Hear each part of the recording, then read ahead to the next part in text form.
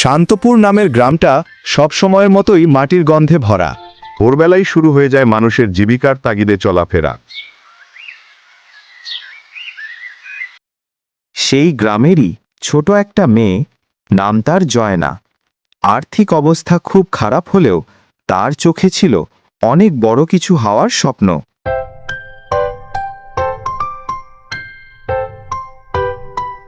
জয়নার বাবা রহিম প্রতিদিন সকালবেলা বেরিয়ে পড়েন জীবিকার তাগিদে।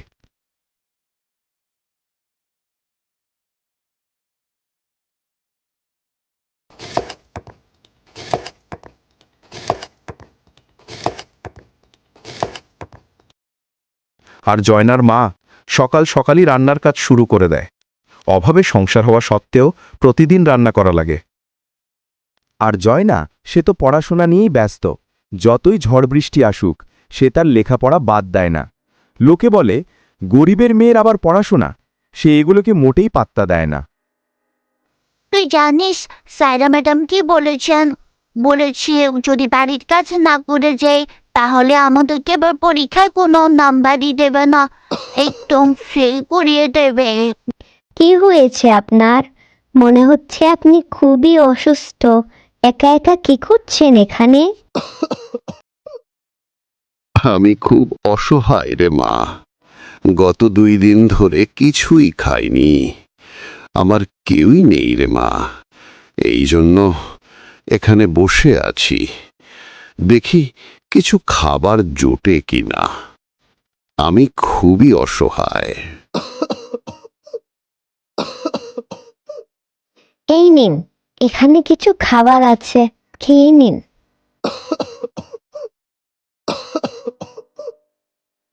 তোমাকে অসংখ্য ধন্যবাদ আমাকে খাবার দেওয়ার জন্য।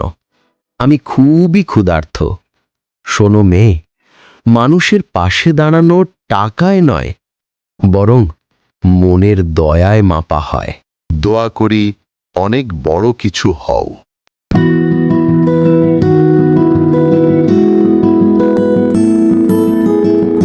সময়টা ছিল শান্তপুরের জন্য সবচেয়ে কঠিন। চারদিকে বৃষ্টির অভাবে গাছপালা শুকিয়ে যাচ্ছিল। তীব্র খরায় এবং পানি সংকটে জনজীবন বিপর্যস্ত হয়ে পড়েছিল।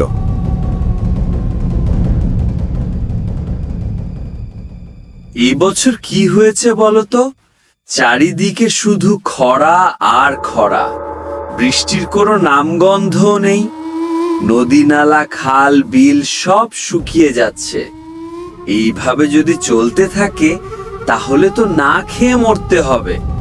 পানির অভাবে তো সব ফসল নষ্ট হয়ে যাচ্ছে। জানি না কি আছে আমাদের। তুমি বলছো না খেয়ে মরতে হবে, আর এদিকে আমার কোনো ফসলই ঘরে তুলতে পারিনি। ঘরে কোনো খাবারও অবশিষ্ট নেই। অন্যদিকে মহাজন টাকা নিয়ে ঝামেলা করছে। এর মধ্যে সামনের মাসে মেয়ের বিয়ে।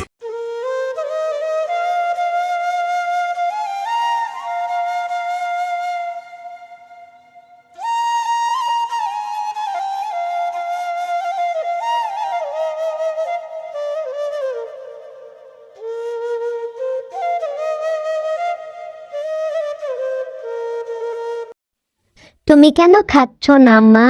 আমি বাবা আমরা দুজনেই খাবার খাচ্ছি, তুমি কেন খাচ্ছ না? আর গত কয়েকদিন ধরে তুমি আমাদের সাথে খাবার খাও না, সারাদিন কান্নাকাটি করো কেন মা? আমার খিদে নেই, পরে খেয়ে নেব, তোমরা খাও। আরে হ্যাঁ, সেটাই তো, আমাদের সাথেই তো খেয়ে নিতে পারো, পরে খাবার কি আছে। তোমাদের কিভাবে বোঝাই যে ঘরে কোনো খাবার নেই, আর যাও একটু আছে, আমি যদি তা খেয়ে পেলি তাহলে তোমরা পরে খাবে কি? তোমার কি হয়েছে মা? কেন কান্না করছো তুমি? কোথায় কান্না করছি আমি? আর খাবার খাওয়ার সময় কেউ এত কথা বলে?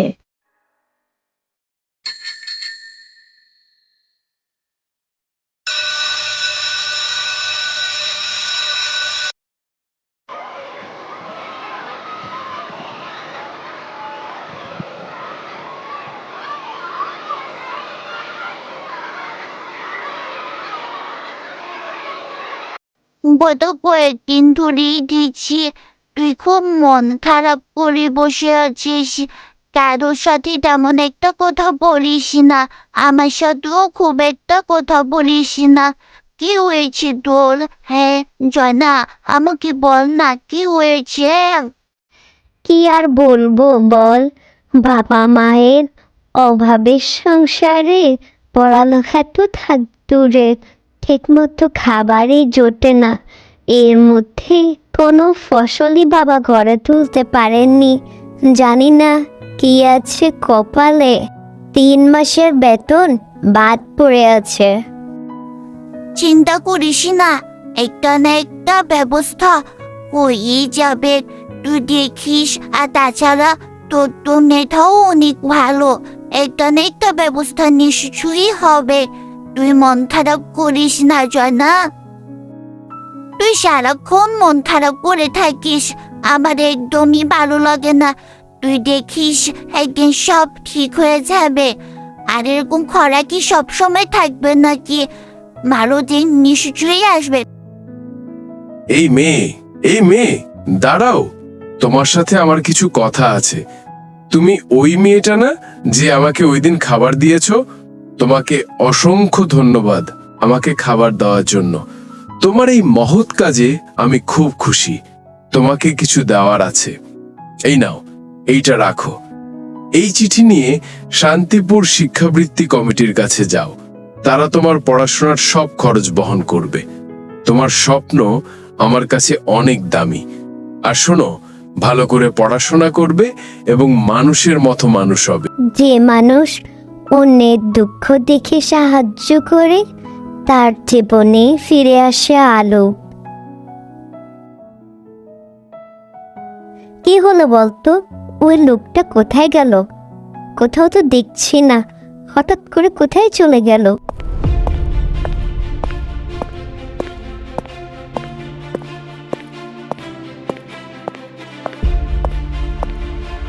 আপনাদের সাথে আমার কিছু কথা আছে, যদি আমার কথাগুলো একটু শুনতেন তাহলে খুবই উপকৃত হতাম।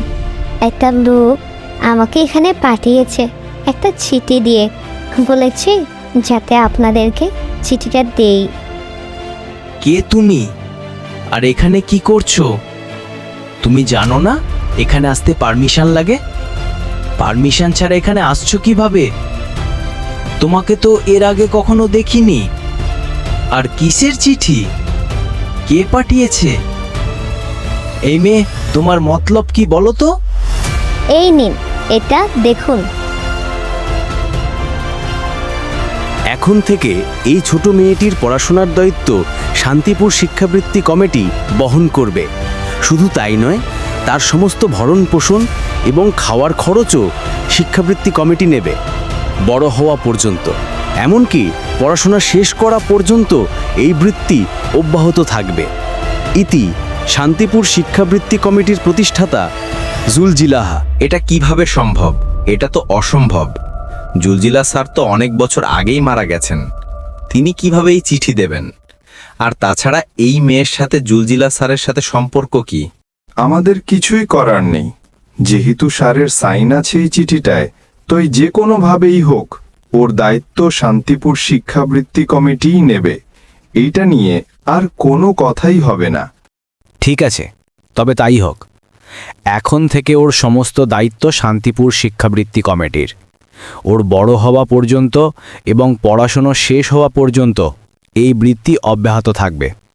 আশা করি ও একদিন এই শান্তিপুরের মুখ উজ্জ্বল করবে।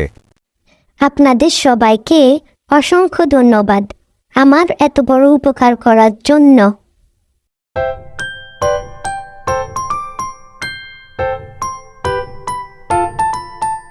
10 বছর পর শান্তিপুরের পাশে ছোট একটা হসপিটাল, আর এই হসপিটালের প্রতিষ্ঠাতা হচ্ছে জয়না। সে এখন একজন নামকরা ডাক্তার। গ্রামের মানুষদের সেবা করাই তার কর্তব্য। অসহায় দুস্থ মানুষদের সে বিনা পয়সায় সেবা দেয়। এত বড় ডাক্তার হওয়া সত্ত্বেও তার মনে কোনো অহংকার নেই। সে সাধারণ মানুষের মতোই চলাফেরা করে।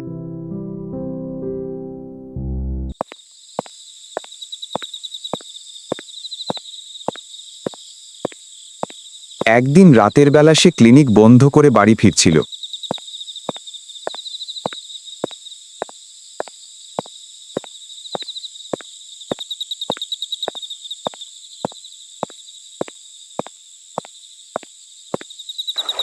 আজকের এই দিনেই তো আপনার সাথে আমার দেখা হয়েছিল। জানি না কে আপনি কিংবা কোথায় থাকেন, শুধু এতটুকুই জানি সেদিন যদি আপনি আমার এত বড় উপকার না করতেন তাহলে হয়তো আমি এত দূর আসতে পারতাম না। আপনার এই অবদান আমি কখনোই ভুলবো না। যেখানেই থাকেন না কেন দোয়া করি যাতে ভালো থাকেন, সৃষ্টিকর্তা যেন আপনার মঙ্গল করে। আপনি তো আমাকে বলেছেন যে মানুষ অন্যের বিপদে সাহায্য করে তার জীবনে ফিরে আসে আলো। আপনার দেখানো নীতি অনুসরণ করি তো আমি এত দূর আসতে পেরেছি।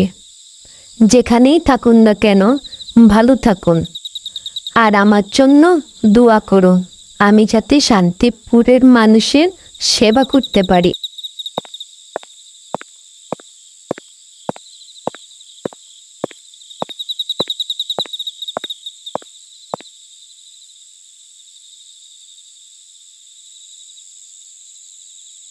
বেঁচে থাকো তুমি, তোমার মতো মেয়ে তো এই শান্তিপুরের জন্য দরকার।